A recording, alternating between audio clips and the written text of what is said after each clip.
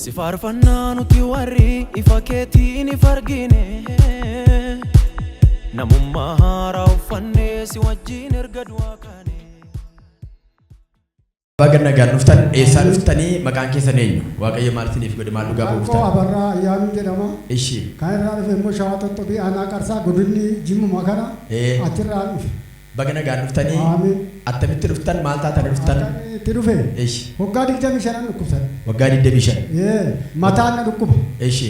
Sabala yeroo 5 deeme bongaa. Ishi. Maaltu isin dhukkubee namni yaada? Mataan na dhukkubee ji'a 4 ciisee ji'a tokko xabalan deemee bongaa. Xabala? Dhaqee dhufeen immoo iyyuutiin udaa'ullee dhaqee birri 5,500 baasee waa tokko mataan koo hojjetu amma. Xaballoo maal?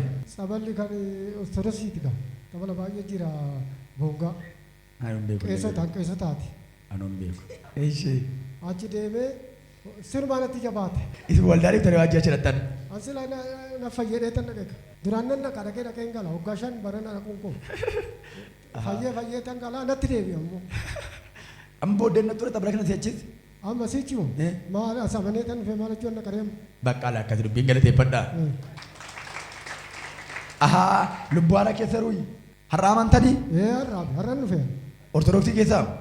Kottaa abboo. Galateeffadhaa Waaqayyoof haa galatuuti.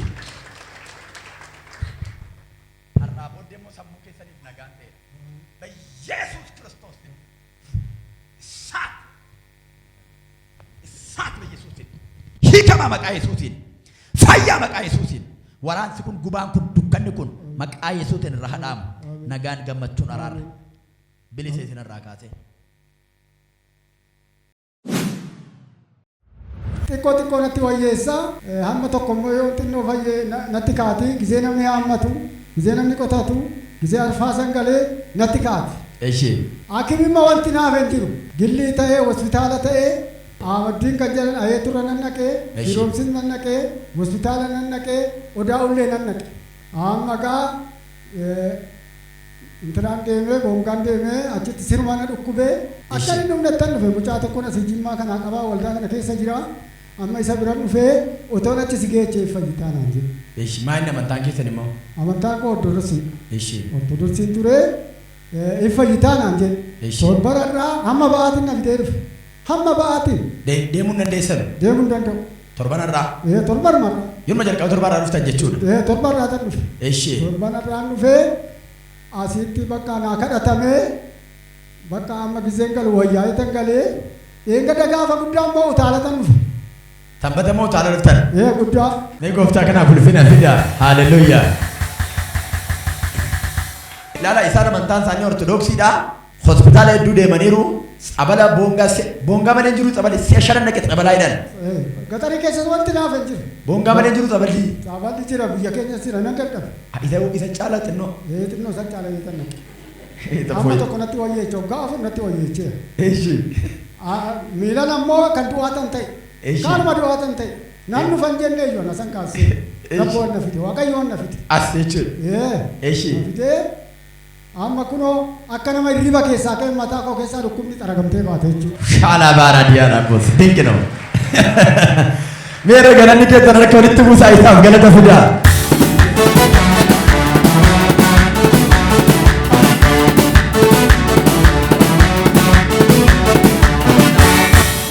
Akka nama rafee hirriba keessaa ka'uu dhukkubna keessaa xaragamee ba'ee miti xaragamtee na keessaa baate. Ol qabi gaar kaqee. Waan akka ba'aatti baachaa turte mataatti xaragamee miila kee jalatti irraa adeemama. Waan ati waggaa 10 baatte waggaa 15 baatte roobii har'aas wajjin mana kana hin bahin. Roobii har'aas wajjin adiraas kana hin bahin. Ilmi Waaqayyoo kan garaa namaa laafu garaa siif laafu. Oola gaarii siif agarsiisu ba'aa keessirraa kaasu. Waggaa meeqa kan si dhukkubee abbaa bakka kana?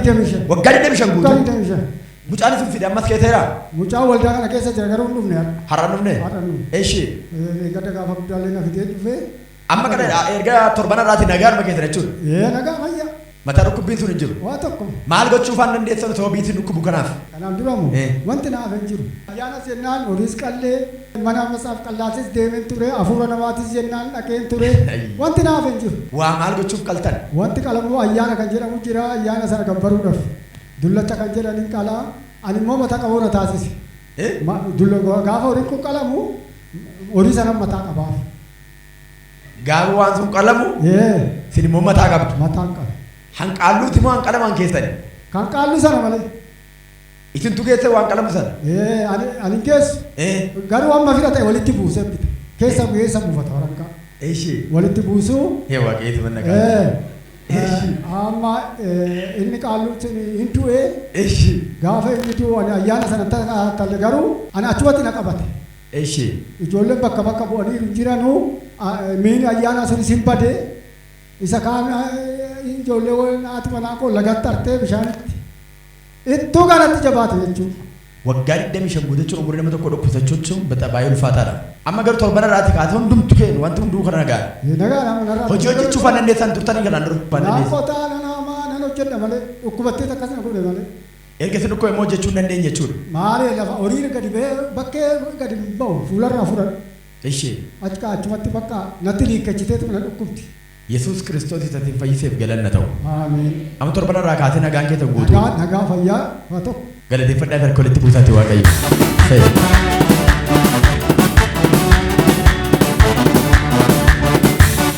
Gooftaan ma fudhattanii tuqa. Fudhadhee sirriitti laphee koote. Maalan barbaada kana caalaa na fayyisee fayyee na keessaa duguugee baasee maalan barbaada.